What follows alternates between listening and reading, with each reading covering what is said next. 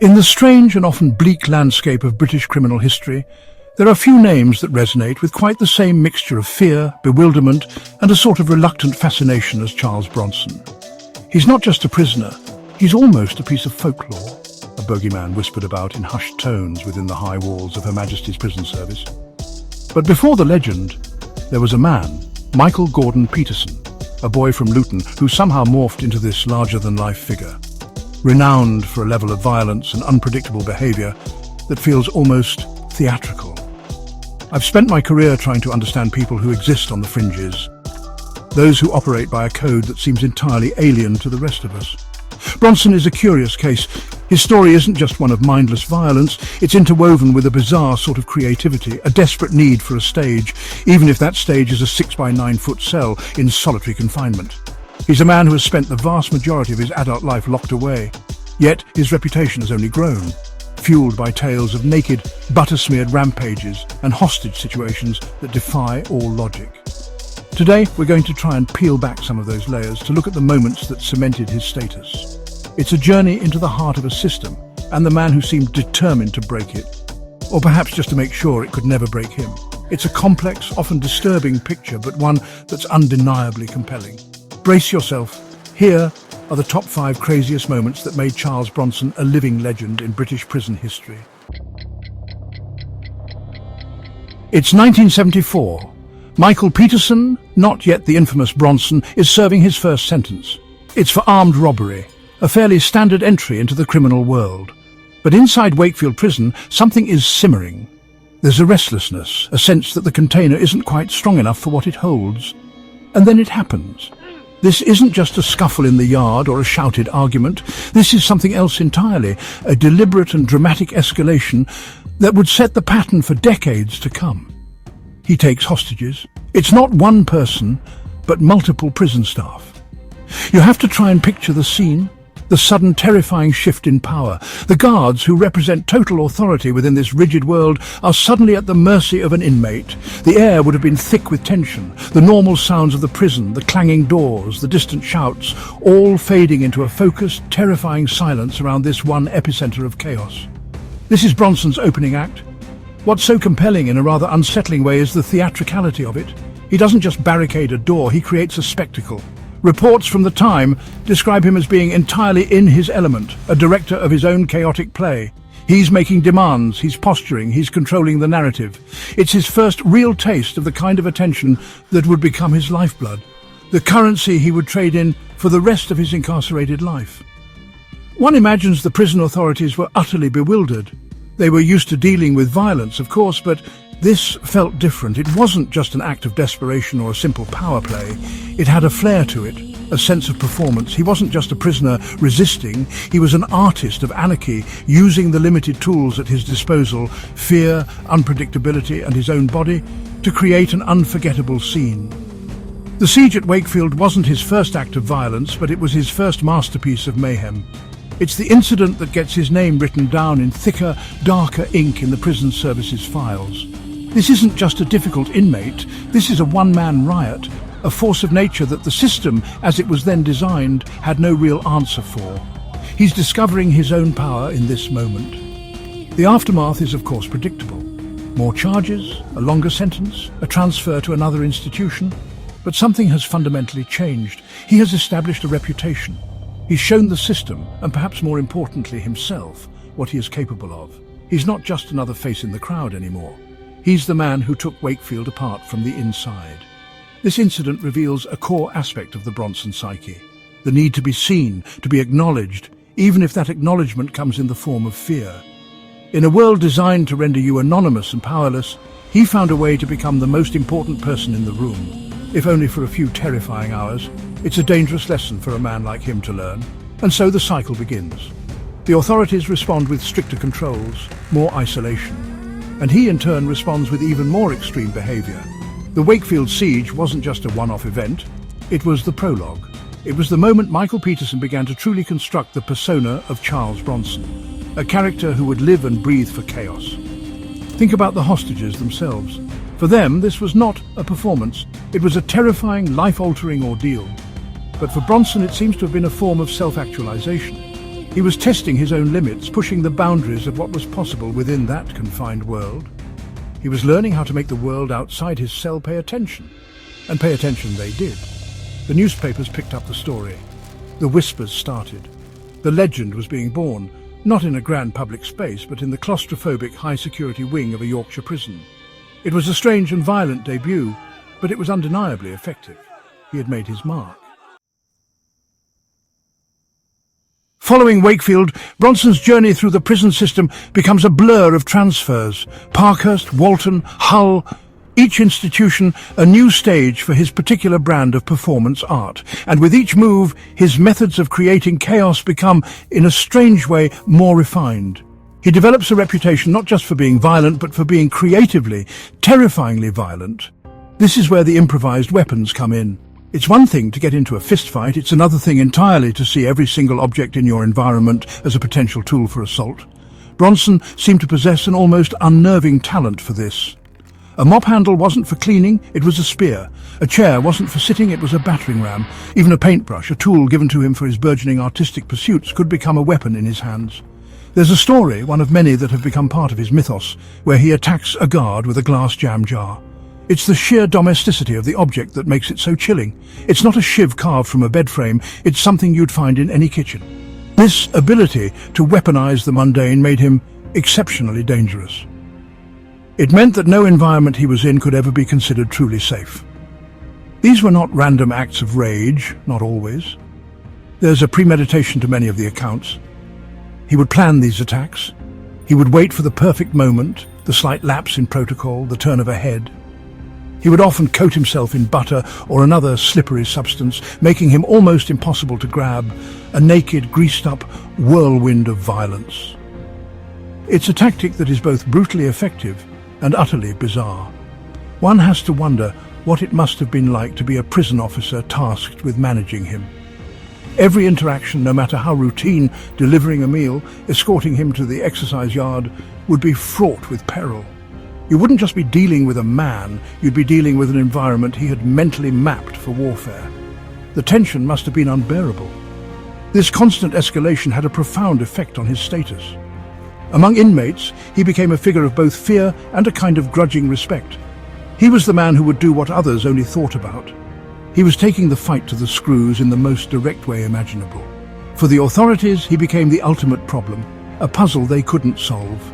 The attacks were often terrifyingly personal. He didn't just lash out, he targeted specific individuals. He held grudges, he would make threats, and then, weeks or even months later, he would follow through on them with shocking precision. This psychological element, the knowledge that he was always watching, always waiting, was as much a weapon as any physical object. Consider the attack on the governor of Hull Prison. It wasn't a spur-of-the-moment thing, it was a calculated act of defiance against the highest authority in that institution. It was a message: no one is safe from me, no amount of rank or authority can protect you. It's this kind of thinking that elevates him from a mere thug to something far more complex and dangerous. The sheer variety of his chosen weapons is almost a study in itself. Sauce bottles, trays, fire extinguishers, even his own bed frame. He was a master of bricolage, the art of creating something from whatever is at hand. Except in his case, he was creating only one thing: mayhem. He was turning the very fabric of his confinement back on his captors. Ultimately, this chapter of his life cemented his reputation as utterly unmanageable. The system responded in the only way it knew how, by trying to isolate him completely, to remove any and all potential weapons from his environment. But in doing so, they were simply setting the stage for the next, even more intense phase of his incarceration. They were creating the perfect conditions for the monster they so feared. So, what do you do with a man who can turn a jam jar into a deadly weapon? The prison service's answer was stark and severe. You take everything away. You put him in a box. For Charles Bronson, this wasn't a temporary punishment. It became a way of life. He would spend decades in solitary confinement, a period of isolation so extreme it's difficult for most of us to even comprehend. They called it the ghost train or the carousel. He was shunted from one prison segregation unit to another, never staying in one place long enough to settle. He existed in a world of concrete and steel, a box within a box. His human contact was reduced to faces seen through a slot in a door, hands passing a tray of food. and the heavily shielded officers who would escort him on the rare occasions he was moved. The official term is segregation, but the reality is something far more profound. It's a sensory deprivation. The absence of normal human interaction, of changing scenery, of simple conversation. The rumor, and it's a persistent one, is that this extreme confinement didn't pacify him. Instead, it acted like a pressure cooker. The rage, the frustration, the aggression, it had nowhere to go. It just built and built. It created a vicious, self-perpetuating cycle. Bronson would be isolated because of his violence. The isolation would then fuel his psychological distress and rage, leading to another violent outburst. This outburst would then be used as justification for more isolation. It's a feedback loop from which there seems to be no escape. One wonders if, at some point, the system itself became a co-conspirator in creating the very behavior it was trying to punish. There are accounts of him spending years without touching another human being in a non-confrontational way. Imagine that. The psychological toll must be immense. He filled the void, it seems, with his own internal world. He started to draw, to write poetry. He developed his obsessive fitness regimes. He was creating a universe for himself within those four walls because the one outside had been taken away. This period is perhaps the most tragic part of his story. You have a man, clearly with immense psychological problems, being subjected to conditions that are almost scientifically guaranteed to make those problems worse. It raises uncomfortable questions about the purpose of imprisonment. Is it rehabilitation, or is it simply containment at any cost, even the cost of a person's sanity? His outbursts from within solitary became legendary in their own right. He would stage rooftop protests, somehow managing to get out of his cell and onto the roof of the segregation block. These weren't escape attempts. They were acts of pure defiance, a way of screaming to the world, "I am still here." He would cause thousands of pounds worth of damage, a one-man wrecking crew against the monolithic prisoner state. The man who emerged from the worst of this isolation was not the same one who went in. He was harder, more institutionalized, and perhaps even more committed to his role as the system's arch-nemesis. The solitary confinement hadn't broken him, at least not in the way the authorities might have hoped. It had forged him into an even more extreme version of himself.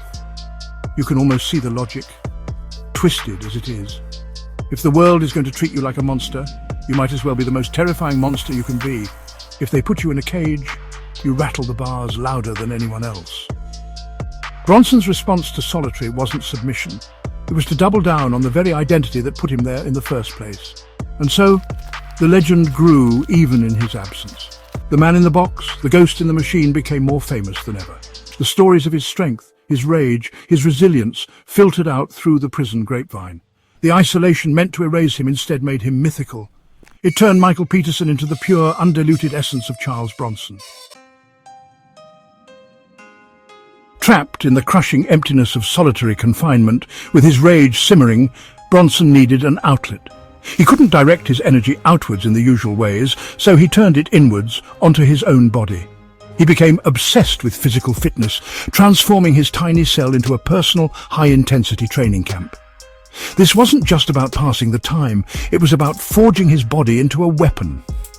The stories of his physical prowess are a key part of his legend. He claimed to be able to do thousands of press-ups a day. He would bend steel cell doors with his bare hands, or so the stories go. He developed a brutal regime using only his own body weight and the sparse furniture of his cell. It was a testament to his incredible willpower and a terrifying display of his potential for violence. This obsession was intrinsically linked to his identity as a fighter. Before prison, he had been a bare-knuckle boxer, and he carried that brawler's mentality with him. He saw the world in terms of contests, of one-on-one battles. If he couldn't have them in the ring, he would create them within the prison walls. His body was his armor and his sword. He didn't just train in private, he actively sought to test his strength against the authorities. There are numerous accounts of him challenging prison guards to fights. He would offer a straightener, a one-on-one fight, no weapons, just fists. It was his code of honor, a strange and violent chivalry that he tried to impose on the chaos of his life. Of course, the prison service doesn't operate on the principle of straighteners, but the challenges themselves were a form of psychological warfare. It was Bronson asserting his dominance, his belief in his own physical superiority. He was framing his conflict with the guards, not as a criminal versus the law, but as one warrior against another. It was a way of giving himself a sense of dignity, however skewed. This boxing obsession was another form of performance. He was playing the part of the undefeated champion, the cell-block brawler who could take on anyone. In a life stripped of all other achievements, his physical strength became his primary source of pride. It was the one thing they couldn't take away from him, the one area where he felt he was truly in control. You have to imagine the scene. A man alone in a cell, relentlessly pushing his body to its absolute limit. The sweat, the strained muscles, the sheer monotonous repetition. It's a picture of incredible discipline, but discipline in the service of what? Not self-improvement in the conventional sense, but in honing the tools of his own destruction and the terror he could inflict. This physical conditioning made his violent outbursts even more terrifying for the staff who had to deal with them. When he did erupt, they weren't just dealing with an angry man, they were dealing with a finely tuned fighting machine who had spent years preparing for that very moment of physical confrontation. The butter-smeared rampages were not just chaotic, they were the actions of an incredibly strong and agile individual. His fitness regime became part of his identity that he would later market to the outside world. He even wrote a book about it, Solitary Fitness, detailing his methods. It's a bizarre crossover, a man famous for violence becoming a kind of extreme fitness guru from behind bars. It shows his knack for turning every aspect of his incarceration into part of his public persona. Ultimately, the boxing obsession is a window into his mindset. It shows a man who reduces the world to a physical contest. Problems are not to be solved with words or compromise, but with strength and force. In the brutal ecosystem of a maximum security prison, this might be a survival strategy, but it also ensured that he would remain locked in a perpetual state of conflict, forever the fighter in a ring of his own making. For decades, Charles Bronson was a name whispered in the halls of the prison service and splashed across lurid tabloid headlines. He was a bogeyman, a statistic, a problem. But then something shifted. In 2008, the Danish director Nicholas Winding Refn made a film simply titled Bronson, and it changed everything. The man became a myth. The myth became a media commodity. The film, starring a ferociously committed Tom Hardy, was not a straightforward biopic. It was a surreal, violent, and darkly comedic piece of art house cinema. It didn't just tell Bronson's story, it mythologized it.